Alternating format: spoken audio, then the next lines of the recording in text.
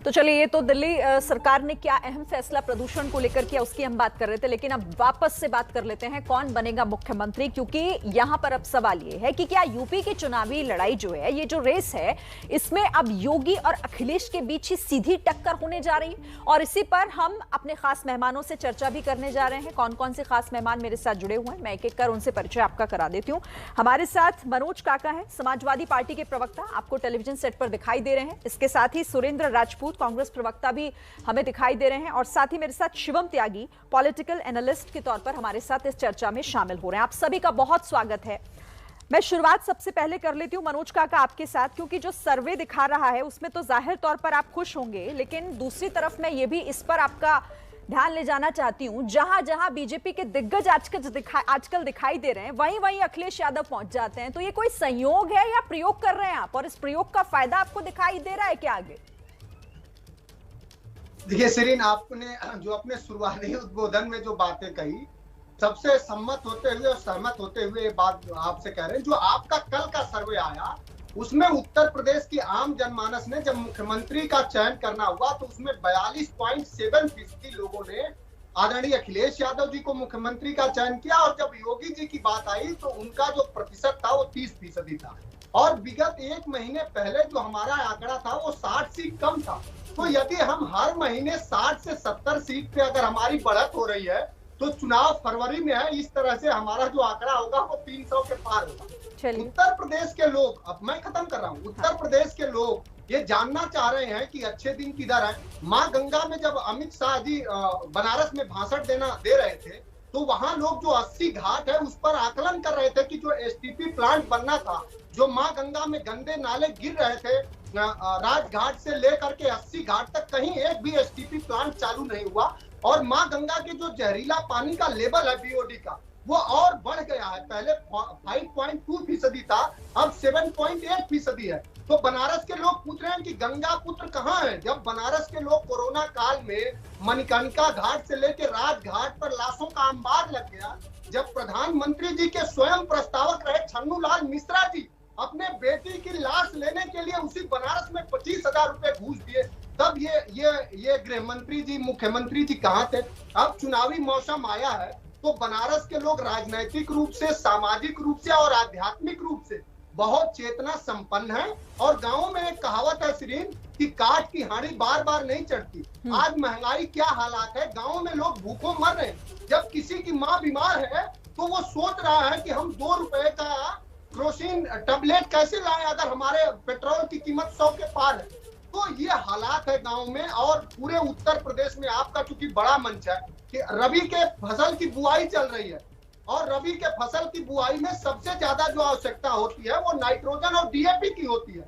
किसी भी जनपद में, वो या तो सहकारी समितियों पर, कृषकों पर या पीसीएफ पर, कहीं भी पूरे उत्तर प्रदेश में आज किसानों की यह हालात है कि जो कैबिनेट के मिनिस्टर का बेटा तो थार गाड़ी चढ़ा ही रहा है, दूसरे उसको खाद नहीं मिल रही है, और खाद के लाइन में लग के किसान की जान जा रही है। और जो गृह मंत्री जी कह रहे थे कि बेटियां सुरक्षित हैं, हाँ। आज बदायूं में, मैं खत्म कर रहा हूँ, आज बदायूं में एक बेटी की, दृष्टि बाधित बेटी की, दिन दहाड़े उसका क्या किया गया, उसके साथ अन्याय हुआ, रेप हुआ। और वही कासगंज में अब कानून इतना बड़ा है कि 1.5 फीट के चोटी पर 6 फीट का आदमी मर रहा। तो इस तरह है उत्तर प्रदेश की व्यवस्था। और दूसरा सवाल जो आपका था, अखिलेश यादव जी को देख के भारतीय जनता पार्टी आ रही है।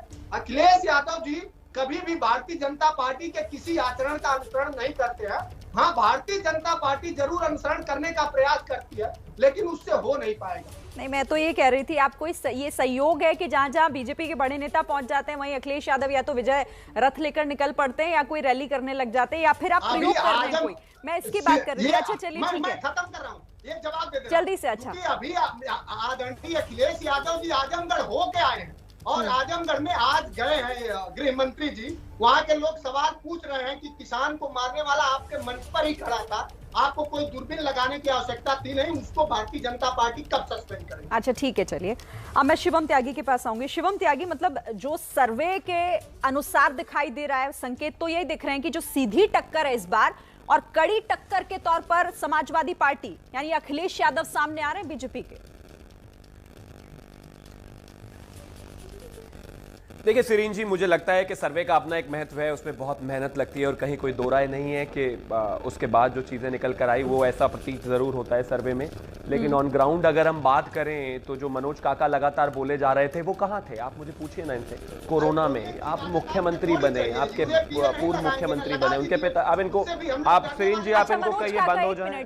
सिरीन जी आप इनको कहिए जरा बंद हो जाए। एक मिनट सुन लीजिए सिरीन जी इनको कहिए ना, जब चिल्ला रहे थे तो मैं चुप था ना, मैं बड़ी शालीनता से सुन रहा था। इतना इंपेशेंट क्यों हो रहे हैं? तो आप कहां थे कोरोना में? एक ही परिवार से, एक ही खानदान से दो दो तीन तीन मुख्यमंत्री बने, लेकिन जब कोरोना में पूरा देश महामारी में था, आप कहां थे? आपके कार्यकर्ता कहां थे? कहीं कोई प्रॉब्लम नहीं है, आप अनुसरण कीजिए भारतीय जनता पार्टी की, जहां जहां हमारे नेता जाएं वहां वहां आप रैलियां कीजिए, कहीं कोई बात नहीं है। मैं तो कहता हूं अच्छा है, करना चाहिए, लेकिन वोट में कन्वर्ट कितना होगा इनको फिर परेशानी हो गई। सिरीन जी आप इनको रोक लीजिए प्लीज।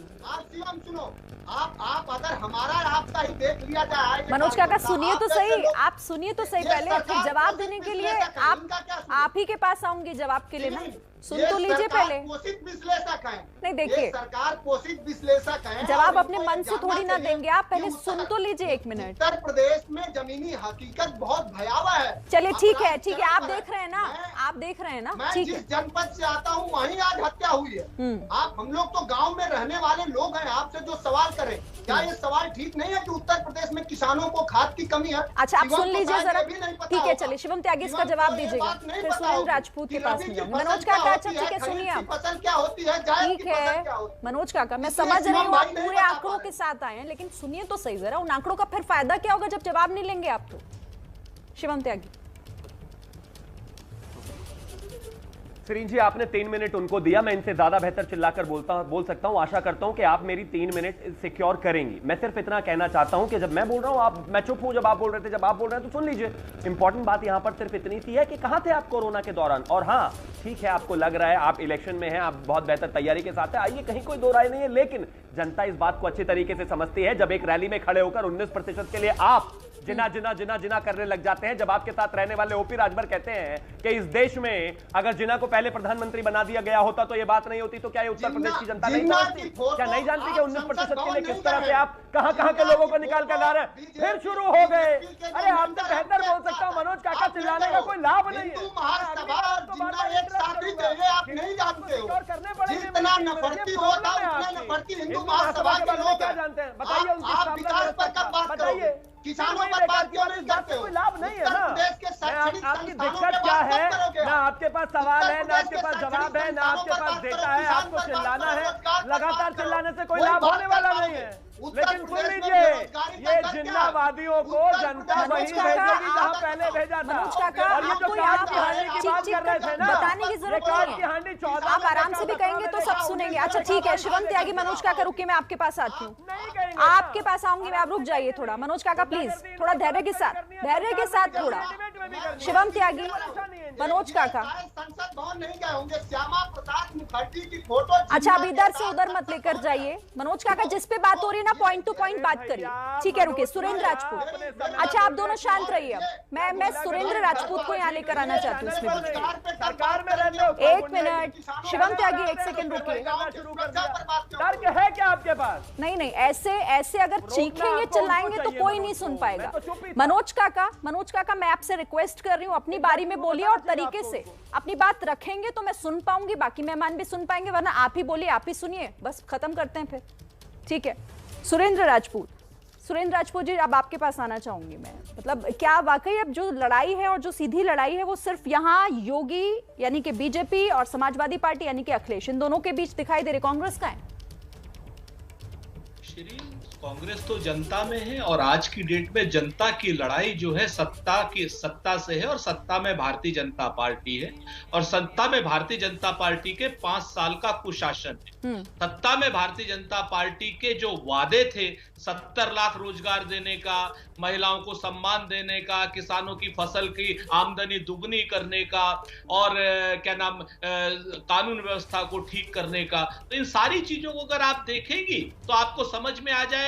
जो भारतीय जनता पार्टी के नेताओं की, प्रवक्ताओं की भाषा सुनेंगी तो वो लगेगा आपको कि हिंदू मुसलमान के अलावा उनके पास कोई बोध नहीं रहा। उन्होंने 70 लाख रोजगार की बात नहीं कर रहे हैं, गंगा में उतराती लाशों की बात नहीं कर रहे हैं, ऑक्सीजन से कमी से मरते हुए हुए लोगों की बात नहीं कर रहे हैं, कोरोना काल की फेलियोरिटी की बात नहीं कर रहे हैं, वो लोग क्या नाम बिकरू कांड में 8 पुलिस वालों के शहीद होने की बात नहीं कर रहे हैं, सुबोध कुमार सिंह के शहीद होने की बात नहीं कर रहे हैं, किसानों को जो थार की मार से मारा गया है और 11 महीने से किसान सड़क पर बैठा है, सैकड़ों किसानों की हत्या हो चुकी है, उसकी बात नहीं कर रहे हैं। ये लोग बात नहीं कर रहे हैं गन्ने की, जो इन्होंने खुद कहा था 400 रुपए क्विंटल लेंगे, आज की डेट में कितने रुपए क्विंटल है आपके सामने, 18,000 करोड़ के बकाए की बात नहीं कर रहे हैं। ये लोग किसी भी चीज की बात नहीं, ये लोग लैपटॉप की बात नहीं कर रहे हैं, देने की बात की थी, 1 GB डाटा देने की बात की थी। ये लोग बात क्या कर रहे हैं, इनके सहयोगी क्या बात कर रहे हैं, ठीक है, ये लोग बात कर रहे हैं भगवान श्री राम की। आप वो बातें कर रहे हैं ना, थोड़ा सा समय दे दीजिए। हाँ ठीक है, जल्दी, मुझे फिर ब्रेक करना है। बिल्कुल, आप मतलब ऐसा मत कीजिए, ठीक है, आप अपनी जगह पर है, दोनों विद्वान लोग हैं और आपका अपना होगा। मैं आपको 2 चीजें कह रहा हूं, आप समझिए मेरी बात को, कि एक तो ये लोग चंदा चोरी करते हैं और भगवान श्री राम के पीछे छुप जाते हैं। ये लोग, इनका जो सहयोगी दल है संजय निषाद की पार्टी, निषाद पार्टी, वो भगवान श्री राम की क्या नाम माता कौशल्या की और राजा दशरथ की बेइज्जती करते हैं, बहुत गंदे तरीके की बात करते हैं, हम लोग मुंह पे भी नहीं ला सकते, उस पर ये लोग चुप है, उनको सहयोगी बना हुए हैं, कहा तो इनको जेल भेज देना चाहिए था। मेरा बड़ा स्पष्ट मानना है कि हम लोग बात करेंगे महिलाओं के आरक्षण की, हम लोग बात करेंगे 20 लाख नौकरियों की, हम लोग बात करेंगे किसानों के उचित सम्मान की। सर्वे सामने आए हैं, बीपी न्यूज ने जो सर्वे कराया है उसके आधार पर दिखाई तो यही दे रहा है कि उत्तर प्रदेश की जो लड़ाई है वो दिलचस्प तो है ही, लेकिन जो सीधी टक्कर यूपी में होने जा रही है वो बीजेपी और साथ ही समाजवादी पार्टी के बीच होने जा रही है। इसी को लेकर चर्चा कर रहे हैं सभी खास मेहमान हमारे साथ बने हुए। सतीश प्रकाश जी, पीएसपी नेता हमारे साथ हैं। सतीश प्रकाश जी, जो आप इसे किस तरह के संकेत देख रहे हैं? सर्वे के मुताबिक 16 से 20 सीटें बीएसपी के खाते में जा सकती हैं अभी के, अगर उस पर देखा जाए तो आप लोगों के लिए खोने के लिए कुछ नहीं है, या फिर ये किस तरह के संकेत हैं बीएसपी के लिए?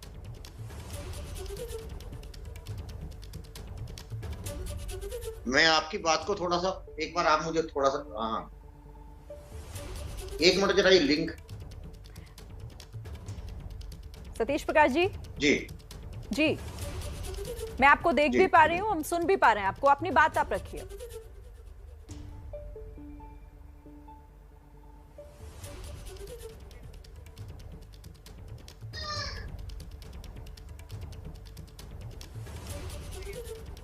चलिए सतीश प्रकाश जी, लग रहा है आप तक मेरी आवाज नहीं पहुंच रही। जैसे ये दिक्कत दूर होती है फिर फौरन आपके पास मैं आऊंगी, आपके पास मैं आती हूँ उसके बाद। मनोज काका, तब तक आप मेरे सवाल का जवाब दे दीजिए। ये जो अखिलेश यादव हुंकार भर रहे हैं, ये कॉन्फिडेंस उनका दिख रहा है, या फिर सामने वाले को, कहते हैं ना कभी कभी खेल में ये बहुत जरूरी हो जाता है कि अपना कॉन्फिडेंस इतना बढ़ाइए कि सामने वाला का टूट जाए, या फिर वो है ये?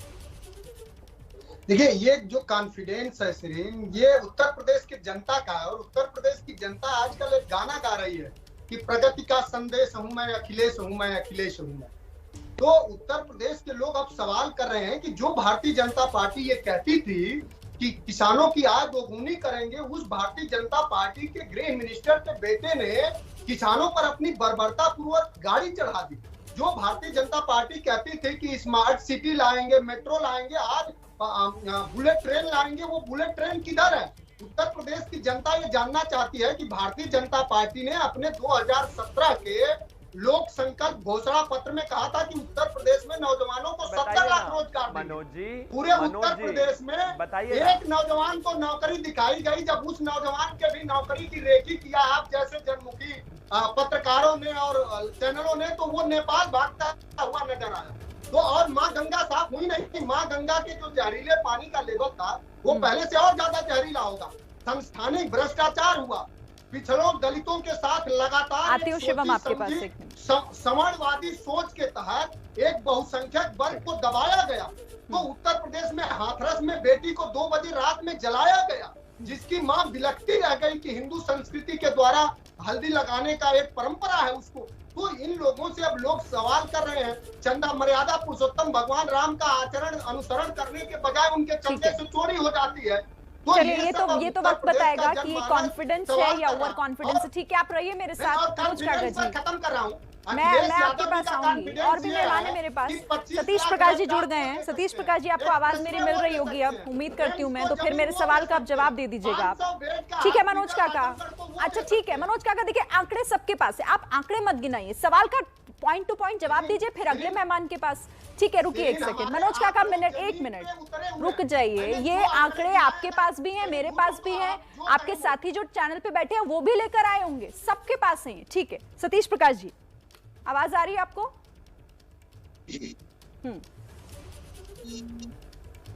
नहीं, देखिए उत्तर प्रदेश की राजनीति को भटकाया जा रहा है, ये बात तो मुझे समझ में आती है कि जिन्ना जो है वो बीजेपी के लिए कहीं ना कहीं एक राजनीतिक मुद्दा है, लेकिन बड़ा दुर्भाग्य है कि बीजेपी हमेशा राजनीति का गेम वो आस्था और संप्रदाय की पिच के ऊपर खेलती है और जानबूझ करके बीजेपी के सामने चाहे वो राम का मुद्दा हो चाहे वो जिन्ना का मुद्दा हो, देखिए जिन्ना के ऊपर चर्चा करने से इस देश का जो गरीब है, इस देश का जो वीकर सेक्शन के लोग हैं, या इस देश का जो बेरोजगार है, या महंगाई कम कैसे होगी, ये मुझे समझना बड़ा अजीब सा लगता है। और जानबूझ करके तमाम दल सस्ती लोकप्रियता और सस्ती चर्चा का हिस्सा बनने के लिए जिन्ना के ऊपर चर्चा कराने। देखिए जिन्ना ने टू नेशन थ्योरी कहां से सीखी? बीजेपी की पाठशाला से सीखी, सावरकर की पाठशाला से सीखी। और जिन्ना को सबसे बड़ा अगर सर्टिफिकेट देने वाले थे तो वो लालकर सरस्वानी जी थे, वो जाकर के बाकायदा उनकी मजार के ऊपर फातिया पढ़ते हैं। तो मेरा मानना ये है एक मिनट सतीश प्रकाश जी, की राजनीति को अभी ताजा वाक्य की बात कर लेते हैं, इतिहास पे हम बाद में चलेंगे। ये जिन्ना का बम फोड़ा किसने? आप कह रहे हैं बीजेपी के लिए तो हमेशा ये एक हथियार रहा है, हाल फिलहाल ये बम किसने फोड़ा है जिन्ना का? वो राजनीति में उसको घसीटा किसने? प्रमुख विपक्षी दल होने के नाते मेरी नैतिक जिम्मेदारी है, ये सवाल मैंने बीजेपी से नहीं पूछा, तमाम जो विपक्ष के लोग हैं उनकी नैतिक जिम्मेदारी है कि उत्तर प्रदेश में महंगाई के ऊपर क्यों नहीं चर्चा है, बेरोजगारी के ऊपर चर्चा क्यों नहीं है? इसी देश में 4.5 लाख लोगों ने जान गंवाई, आज महामारी आपके सर के ऊपर है, महामारी के ऊपर चर्चा क्यों नहीं करते? आम जनमानस के जो मुद्दे हैं, शिक्षा, स्वास्थ्य, रोजगार, इनके ऊपर चर्चा हो। मेरा कहना यह है कि कहीं ना कहीं बीजेपी हमेशा, आज बीजेपी पॉलिटिकल पोलराइजेशन कर रही है, जानबूझ करके एक दल का नाम लेकर के कि मेरा चुनाव सिर्फ इस दल के साथ है, और ये बीजेपी है। आज ये पॉलिटिकल पोलराइजेशन को कल ये धार्मिक पोलराइजेशन को बदल देगी। मेरा मानना यह है कि तमाम विपक्षी दलों की ये नैतिक जिम्मेदारी है कि बीजेपी को जनमानस के मुद्दों के ऊपर ही घेरा जाए, और बीजेपी को की जो नाकामियां है, बीजेपी नाकाम है, इसमें कहीं कोई दो राय नहीं है। अगर आप किसी भी मुद्दे के ऊपर चर्चा करेंगे, अगर रोजगार भी होता है, देखिए सतीश जी आप जाइए ना, आपको किसने रोका है? आप बनिए ना विपक्षी दल, वो वाला विपक्षी दल जिसके जिक्र आप कर रहे हैं। ठीक है, मैं आती हूँ आपके पास। शिवम त्यागी, मैं आप एक मिनट सतीश जी, मैं आती हूँ आपके पास, मैं जवाब ले लेती हूँ। मैं पूछूंगी, सुरेंद्र राजपूत जी हैं यहाँ पर, आप विपक्षी दलों की बात कर रहे हैं ना, तो सुरेंद्र राजपूत भी हैं और यहाँ पे मनोज काका भी हैं। शिवम त्यागी, मैं आपके पास आऊं, मुझे 1 मिनट दीजिएगा बस। सुरेंद्र राजपूत, मैं इस बात का जवाब लेना चाहती हूँ जिसका जिक्र सतीश प्रकाश कर रहे हैं। क्यों अपनी नैतिक जो एक कहना चाहिए कि जो एक नेचर होना चाहिए विपक्षी दलों का, क्या वो विपक्षी दल भूल गए या फिर समझा नहीं पा रहे? देखिए शिरीन, पिछले 3.5 साल से अगर कोई जनता के बीच में मुद्दों को लेकर के कोई जा रहा है तो वो कांग्रेस पार्टी जा रही है। उम्भा की घटना हो, जहां दलितों का नरसंहार हुआ, कुलदीप सेंगर ने जिस तरीके से रेप किया, चाहे वो क्या नाम लखीमपुर की घटना हो, चाहे वो मनीष गुप्ता का हत्याकांड हो, चाहे वो कासगंज का हो, चाहे आगरा के अरुण वाल्मीकि का हो, हर जगह आपको श्रीमती प्रियंका गांधी जी दिखाई दे रही हैं। और उसी की वजह से अगर आप देखें, प्रधानमंत्री जी के गढ़ में भी हमने एक बड़ी रैली की, जिसको आप लोगों ने भी कहा बहुत बड़ी रैली थी, और मुख्यमंत्री के गढ़ गोरखपुर में भी हमने एक बड़ी रैली की, जिसको हमने कहा, और हमने जमीनी मुद्दे उठाए। हमने कहा रोजगार 70 लाख कहां है, हमने कहा महंगाई जो है क्या नाम 125 रुपए के आसपास पेट्रोल हो रहा है, 100 रुपए के आसपास डीजल हो रहा है, ये कम क्यों नहीं हो रहा है? 200 लेकिन कमी तो कहीं ना कहीं है सुरेंद्र राजपूत, आप ये मानिए कमी है आप लोगों की तरफ से, तभी तो वो सर्वे में दिखाई नहीं दे रहा। मेरे पास वक्त इतना ही है, मुझे माफ कीजिएगा। शिवम त्यागी, मैं आपके पास आ नहीं पाई, माफी चाहती हूँ इसके लिए, क्योंकि वक्त की कमी है मेरे पास। लेकिन आप सभी खास मेहमान हमारे साथ जुड़े, बहुत बहुत धन्यवाद सभी का हमारे साथ जुड़ने के लिए, इस चर्चा में शामिल होने।